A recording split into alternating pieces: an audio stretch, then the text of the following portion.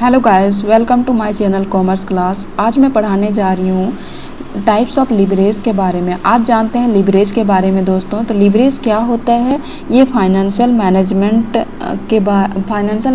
के अंदर आता है। और फाइनेंशियल मैनेजमेंट में क्या होता है दोस्तों, management of funds. Management of funds 3 भाग में बांटा गया है। क्या क्या? फाइनेंशियल एक्टिविटीज़, इन्वेस्टिंग एक्टिविटीज़ और डिविडेंड डिसीजन। तो दोस्तों फाइनेंशियल एक्टिविटीज़ में क्या होता है, जो सोर्सेस ऑफ फंड्स हम रिसोर्स करते हैं, जो सोर्सेस ऑफ फंड्स जैसे कि इक्विटी से, प्रीफरेंस से, डेट से। तो जो सोर्सेस ऑफ फंड्स होता है, जो पैसा जहाँ से आता है, सोर्स तैयार होता है, तो वो क्या होता है दोस्तों, फाइनेंशियल एक्टिविटीज़। अब देखते हैं इन्वेस्टिंग एक्टिविटीज़। तो इन्वेस्टिंग एक्टिविटीज़ क्या होता है दोस्तों, इन्वेस्टिंग एक्टिविटीज़ मतलब कैपिटल बजटिंग होता है। ठीक है, तो जो पैसा फाइनेंशियल एक्टिविटी से, जो पैसा हम आया हुआ होता है इक्विटी शेयर, प्रेफरेंस शेयर से, उसको हम कैसे इन्वेस्ट करेंगे, ये हम जानते हैं किसमें, इन्वेस्टिंग एक्टिविटीज़ में। और फिर देखते हैं डिविडेंड डिसीजन में। तो दोस्तों हमें कितना प्रॉफिट हुआ, नहीं हुआ, इसके बारे में पता चलता है किसमें, डिविडेंड डिसीजन में। तो इसी प्रकार फाइनेंशियल मैनेजमेंट का कितना टाइप होता है, 3 टाइप होता है, फाइनेंशियल एक्टिविटीज़, इन्वेस्टिंग एक्टिविटीज़ और डिविडेंड डिसीजन। इसके बाद लिवरेज क्या होता है दोस्तों, investment strategy of using borrowed money. जो उधारी पैसा होता है इन्वेस्टमेंट में, उसे क्या कहा जाता है, लिवरेज। अब देखते हैं लिवरेज एनालिसिस। तो दोस्तों लिवरेज एनालिसिस क्या होता है, ये एक मेजरमेंट होता है रिस्क का। रिस्क को कैसे मेजर किया जाता है, उसे कहते हैं क्या, लिवरेज एनालिसिस।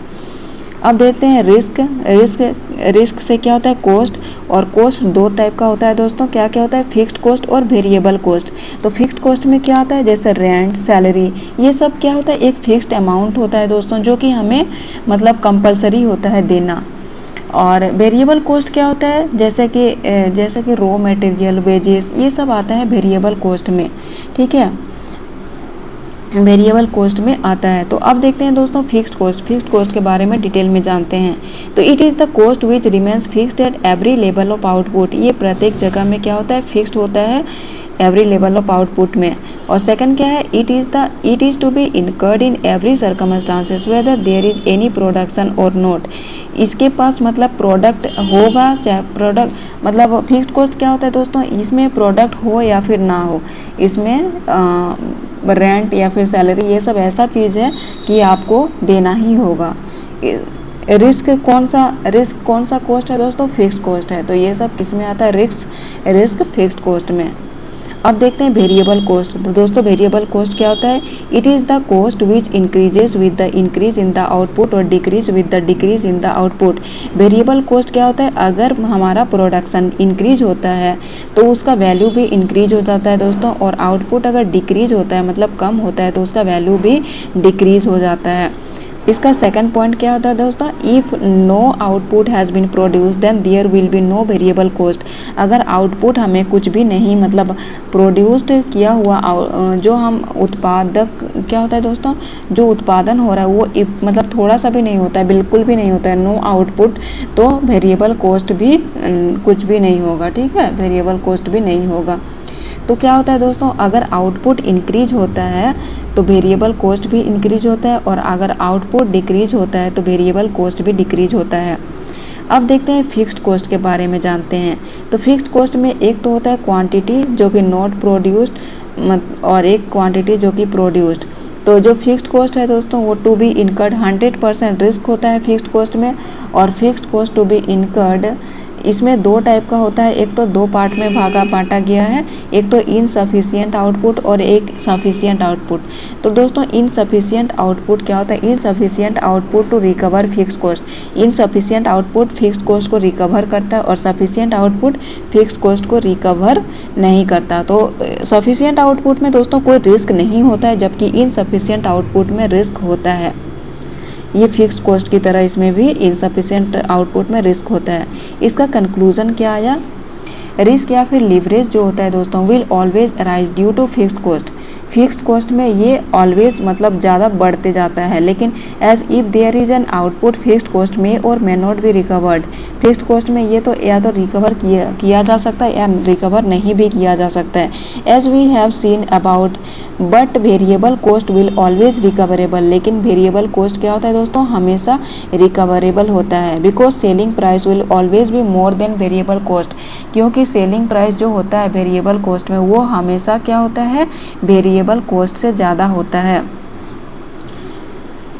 तो इसमें क्या है, सेलिंग प्राइस हमेशा वेरिएबल कॉस्ट से ज़्यादा होता है, किसमें, वेरिएबल कॉस्ट में। अब देखते हैं types of fixed cost. Types of fixed cost क्या होता है दोस्तों, ये दो टाइप का होता है, एक तो ऑपरेटिंग फिक्स्ड कॉस्ट और दूसरा फाइनेंशियल फिक्स्ड कॉस्ट।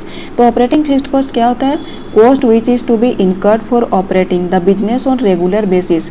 दोस्तों जो ऑपरेटिंग फिक्स्ड कॉस्ट होता है वो क्या होता है, एक रेगुलर बेसिस पे बना हुआ होता है, जैसे कि रेंट और सैलरी, ये हर एक मंथ इसको देना होता है, या फिर सैलरी हमें हर एक मंथ मिलता है। तो ये क्या होता है, एक रेगुलर बेसिस पे बना होता है। अब देखते हैं फाइनेंशियल फिक्स्ड कॉस्ट। तो फाइनेंशियल फिक्स्ड कॉस्ट क्या होता है दोस्तों, cost which is to be incurred for raising the funds from external sources. ये क्या है, फाइनेंशियल फिक्स्ड कॉस्ट वो कॉस्ट होता है दोस्तों जो रेजिंग फंड्स होता है फ्रॉम क्या है, एक्सटर्नल सोर्सेस। और for example interest on debentures और प्रेफरेंस डिविडेंड। नोट क्या है इसका, dividend of equity share holder is a financial variable cost. Dividend of equity share holder is a क्या है, financial variable cost, not fixed cost. ये क्या होता है दोस्तों, रिस्क फ्री होता है। अब देखते हैं ऑपरेटिंग लिवरेज और फाइनेंशियल लिवरेज से क्या ऑपरेटिंग लिवरेज और फाइनेंशियल लिवरेज से क्या बना, कंबाइंड रिस्क, कंबाइंड लिवरेज। इसका कैलकुलेशन देखते हैं दोस्तों। सपोज दैट सेल्स और वेरिएबल कॉस्ट दिया हुआ है, तो हमारा क्या निकलता है, कंट्रीब्यूशन। तो इसका इनकम स्टेटमेंट देखते हैं। सेल्स दिया हुआ है 15,000 केस ए में भी, बी में भी और सी में भी। तो इसका वेरिएबल कॉस्ट भी दिया हुआ है 7,000 7,000 7,000 तीनों केस में दिया हुआ है। तो कंट्रीब्यूशन क्या हो जाएगा दोस्तों, कंट्रीब्यूशन का फॉर्मूला होता है सेल्स माइनस वेरिएबल कॉस्ट। तो इसका माइनस करके कितना निकला, 8,000 तीनों में, ठीक है। तो इस फिर माइनस करेंगे ऑपरेटिंग फिक्स्ड कॉस्ट। तो ऑपरेटिंग फिक्स्ड कॉस्ट कितना है दोस्तों, ए का है 3,000, बी का है 2,000 और केस सी का आता है नील, ऑपरेटिंग फिक्स्ड कॉस्ट, ठीक है।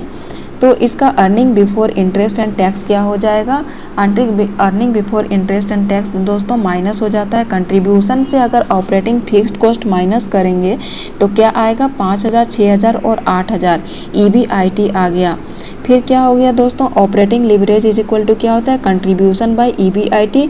तो कंट्रीब्यूशन कितना है, 8,000 है और EBIT है 5,000।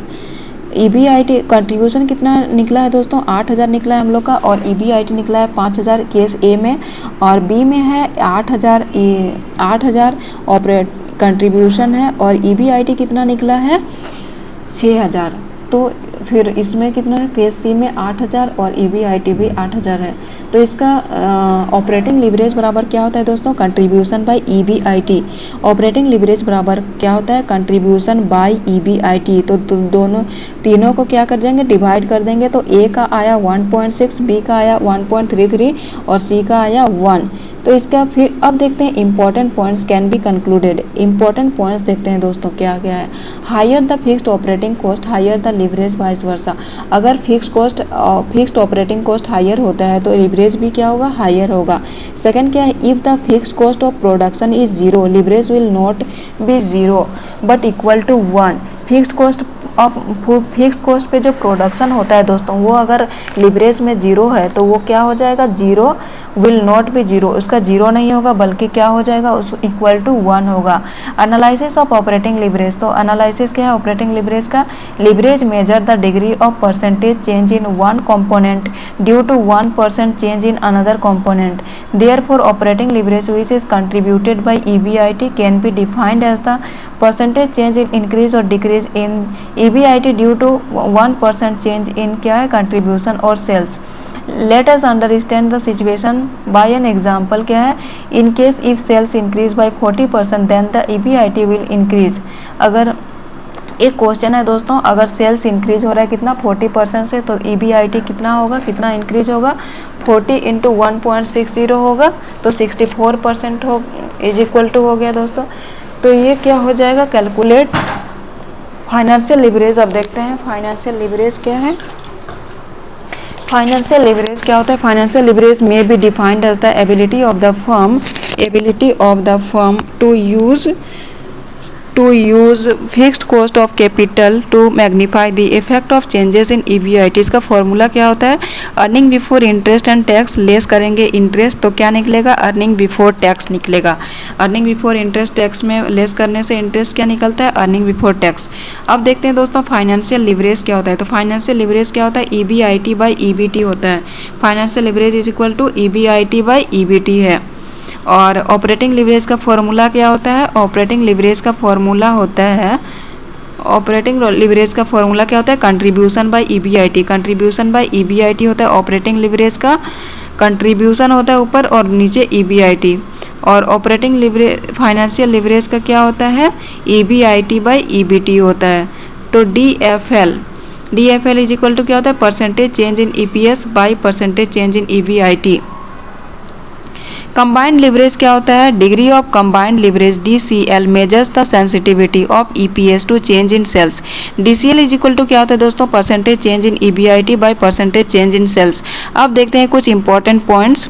तो इसमें क्या है? The effect of operating leverage can be best analysed when.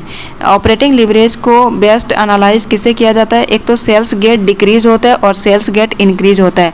ये डिक्रीज भी होता है सेल्स गेट और इंक्रीज भी होता है। Leverage shows the effect of the percentage change in one component due to the 1% change in another component. The change may be in terms of increase और decrease। ये क्या होता है? एक तो increase भी हो सकता है और decrease भी हो सकता है। Second क्या होता है? सेकंड क्या है? If there no debt in the capital structure. अगर कैपिटल स्ट्रक्चर में कोई डेट नहीं है then there will be no interest. तो उसमें क्या होगा? इंटरेस्ट नहीं लगेगा। It means that earnings before interest and tax would be equal to the earning before tax and when we will apply the formula financial leverage the result would be कितना हो जाएगा दोस्तों? 1 हो जाएगा फाइनेंशियल लिवरेज। थर्ड क्या है? If a company has issued equity share capital to redeem the debentures then in that case financial leverage will क्या होगा? डिक्रीज होगा। अब देखते हैं if a company is having an operating leverage of 2.8 then it means that क्या होता है? If EBIT increase by 2.8%। अगर EBIT 2.8% से इंक्रीज हो रहा है तो EPS विल क्या हो जाएगा? इंक्रीज होगा। कितना से? By 1%। Raising of funds from preference share capital will. Preference share capital अगर बढ़ रहा है तो क्या हो जाएगा? Increase financial leverage. Financial leverage increase हो जाएगा। ठीक है, अगर प्रेफरेंस शेयर बढ़ रहा है तो फाइनेंशियल लिवरेज इंक्रीज हो जाएगा। और if the company has high financial leverage, अगर फाइनेंशियल लिवरेज हाई हो देन इट मीन्स दैट, तो उसका मतलब क्या होगा? डेट प्रोपोर्शन इज हाई होगा। फिर नेक्स्ट क्या है? If a company has more fixed cost, अगर कंपनी के पास बहुत ज़्यादा फिक्स्ड कॉस्ट हो as compare to variable cost then it is said to have high operating leverage.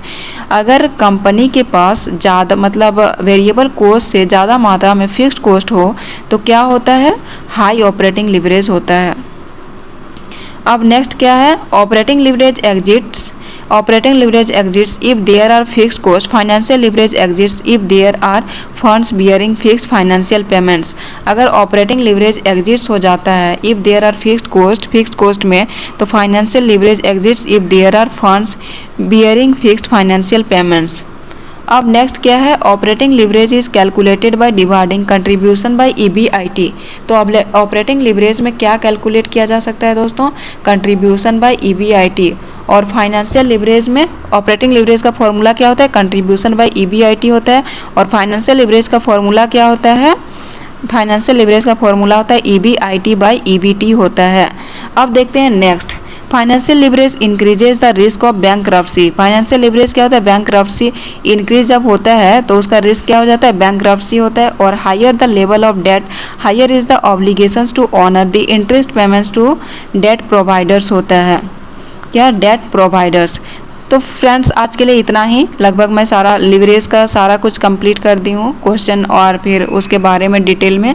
तो आज के लिए इतना ही दोस्तों। अगर ऐसे ही वीडियोस चाहिए तो प्लीज़ मेरे चैनल को लाइक और सब्सक्राइब कीजिए। Thank you.